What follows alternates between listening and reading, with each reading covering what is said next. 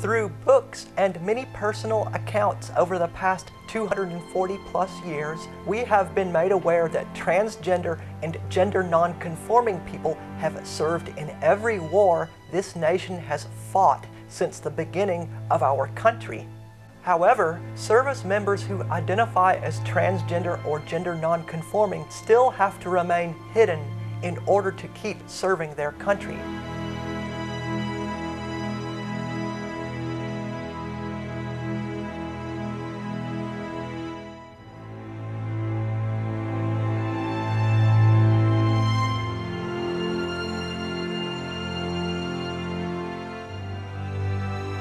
The question many people may have asked is, can transgender and gender non-conforming people serve in the military? This video will show that history has already answered that question. Experts have estimated that 15,000 of these individuals are serving this country today. The question now remains, will their fellow soldiers and sailors accept them when they come out? On September 20th, 2011, the discriminatory law, Don't Ask, Don't Tell, ended. Gay, lesbian, and bisexual people could now serve in the American military without having to hide their sexual orientation. The change has not hurt the military cohesion or readiness in any way. 20 of our allied nations have not had any problems since they have allowed trans people to serve openly in the military, some as early as 1998. Why the term gender non-conforming? Because the word transgender has its origin in the middle of the 20th century. So we cannot say that individuals who crossed gender lines to serve in the military before World War II would identify as transgender if they had lived today. However, what makes them interesting is the very fact that they did cross gender lines in the first place.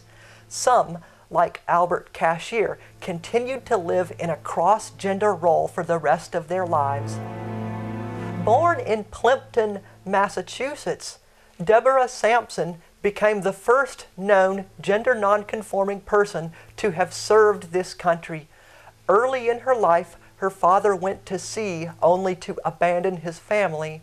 Poor and destitute, her mother had to send her children to live with strangers, so Deborah became a servant for another family.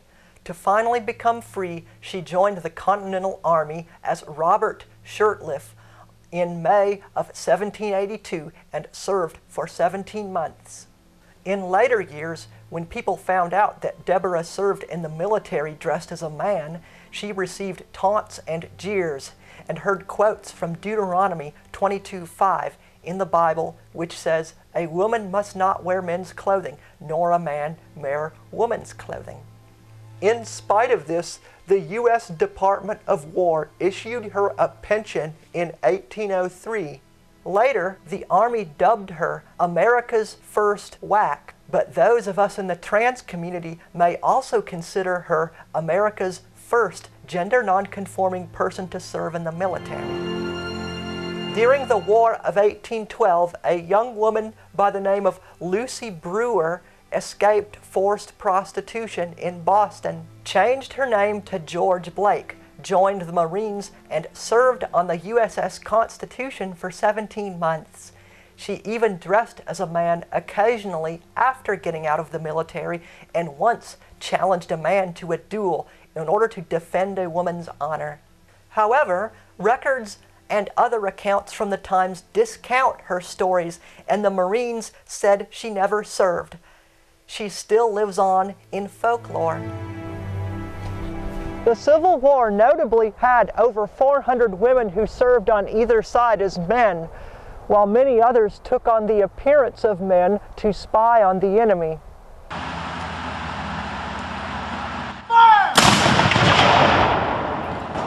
In 1862, one spy for the South, Bella Boyd, provided General Stonewall Jackson the number of Northern troops who approached the Shenandoah Valley, giving the general a considerable victory. Another spy, Pauline Cushman, worked as an actress in New Orleans and she provided the Union Army with various bits of information throughout the war, occasionally dressing as a man to do so. Sara Rossetto Wakeman served as a man during the Civil War in Company H of the 153rd New York Volunteers for 2 years under the name Private Lyons Wakeman. In 1862, the aforementioned Albert D.J. Cashier, or Jenny Hodgers, served in the 95th Illinois Infantry Volunteers in 1862 for a full year. She died at the Soldiers and Sailors Home in Quincy, Illinois in 1914, still living as a man. Cashier would have probably been considered a trans man in our time. Cuban-born Loretta Velasquez joined the Confederate Army in 1861 under the name of Harry T. Buford and gained a lieutenant's commission.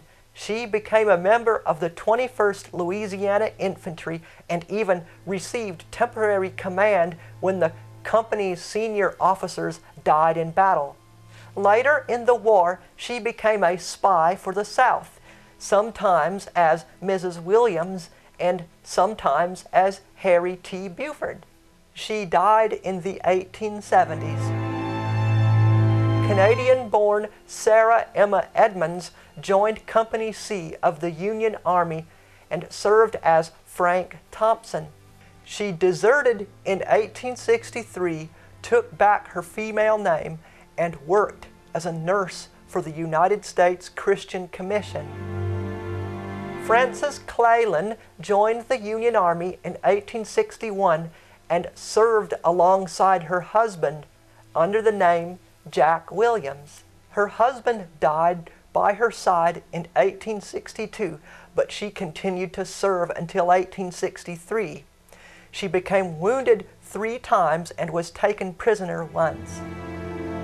The inhuman Andersonville prison in southern Georgia housed as many as 32,000 prisoners at its peak in August of 1864. At least 3 of the prisoners that we know of were women who fought as men. Florina Budman joined the Union Army as a man to fight alongside her husband, but they were both captured and sent here to the notorious Confederate prison camp at Andersonville, Georgia. She died in 1865 of disease and malnutrition. Another woman who was a Union sympathizer by the name of Sarah Melinda Blaylock joined the Confederate Army along with her husband in 1862. With the plan to go over to the Union side as soon as possible, she took on the name of Sam, and she died in 1901. People who knew these Civil War women all said the same thing about them. They grew up as tomboys. This further enhances their image as gender non-conforming women. Another Civil War person, Dr. Mary Edwards Walker, became the first and only woman in American history to receive the Congressional Medal of Honor. Her father believed women should not be required to wear restrictive clothing, so all through Mary's life, she supported clothing reform for women. Many times in her life, she dressed as a man and even got arrested several times for impersonating a man. Dr. Walker graduated from Syracuse Medical College in 1855. During the Civil War, she became an unpaid field surgeon for the Union Army front lines, carrying 2 pistols with her.